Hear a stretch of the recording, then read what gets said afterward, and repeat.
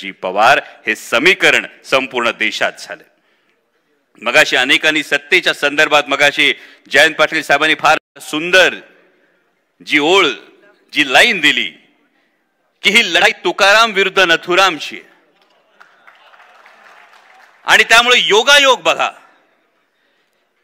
आपण पराभव झाला, सत्ता कधी येणार, सत्तेचं काय, हे सगळी समीकरणं मांडत असतो, पण या पलीकडे जाऊन समाजाचं काय, ज्या समाजाचं आपण प्रतिनिधित्व करतो त्या समाजाचं काय, त्या समाजकारणाचं काय, हा प्रश्न आपण कधी स्वतःला विचारणार आहोत।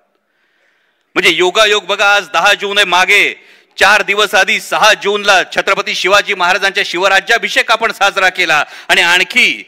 8 दिवसानंतर माऊलींची आणि संत तुकाराम महाराजांची पालखीचं प्रस्थान होणार।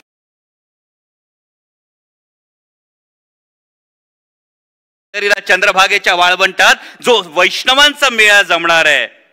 तिथं 18 पगड जातीचे लोक एकत्र येणार आहेत। जेव्हा समाजात जातीच्या भिंती उभ्या राहत असताना या 18 पगड जातीच्या लोकांचं एकत्र येणं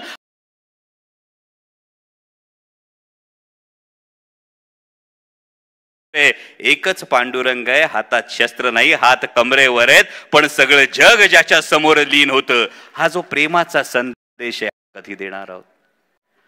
आणि दुसरा फार महत्वाची गोष्ट ज्या 4 दिवसापूर्वीच्या शिवराज्याभिषेकाची गोष्ट होती,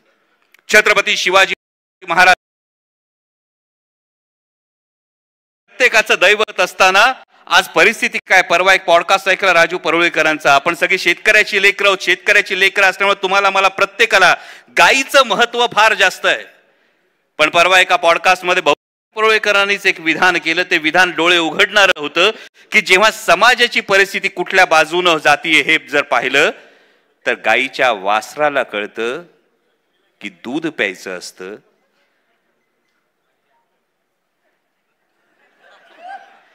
आणि आपली आत्ताची परिस्थिती काय आहे, राज्याचे काही मंत्री मुलाखतीत काही विधान करतात, तेव्हा खरोखर हा प्रश्न येतो की ज्या पुरोगामी विचारांचा झेंडा घेऊन आपण पुढे चाललो, ज्या महात्मा फुलेंनी बुद्धी प्रामाण्यावर सामाजिक प्रश्न सोडवण्याची जी शिकवण आपल्याला दिली, ती शिकवण आपण कुठे विसरतो का। आणि म्हणून छत्रपती शिवाजी महाराजांचा राज्याभिषेक लक्षात ठेवावा लागतो की तोपर्यंतच्या प्रत्येक राजाने शपथ घेताना धर्मगुरूच्या हातात दिला आणि सांगितलं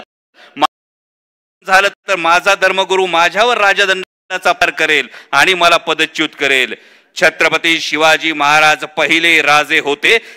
ज्यांनी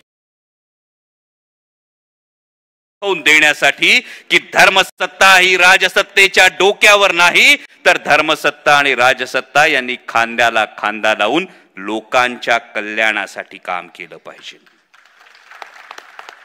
आणि त्यामुळे या सगळ्या सामाजिक परिस्थितीचा विचार आपल्याला करावा लागेल।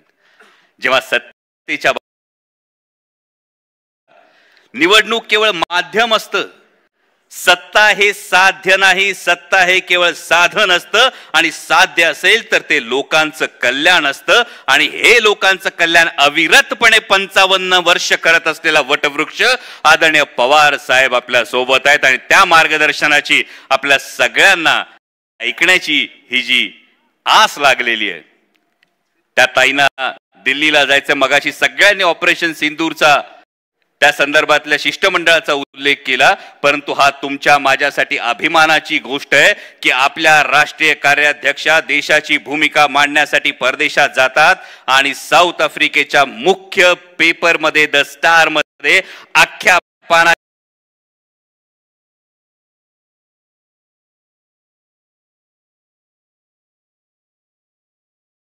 पार्लमेंट मध्ये त्या अफेअर्स मिनिस्टर आहेत, संसदेमध्ये जेव्हा ताई अपोजिशनच्या, कारण संसदेमध्ये आम्हा सगळ्या खासदारांना मोठ्या बहिणीप्रमाणे त्यांचा आदरणीय शरदचंद्रजी पवार साहेबांचा वसा ही त्यांची लेख चालवते आणि शमलेल्या बापासाठी लेक नारळाचं पाणी आणि लढणाऱ्या लेकीसाठी बाप बुलंद कहाणी, ही बुलंद कहाणी ही अशीच कायम राहू, अशीच चालत राहू, याच आपल्या सर्वांना या वर्धापन दिनाच्या शुभेच्छा देतो आणि थांबतो। धन्यवाद। जय शिवराय। यानंतर महाराष्ट्र राज्याचे माजी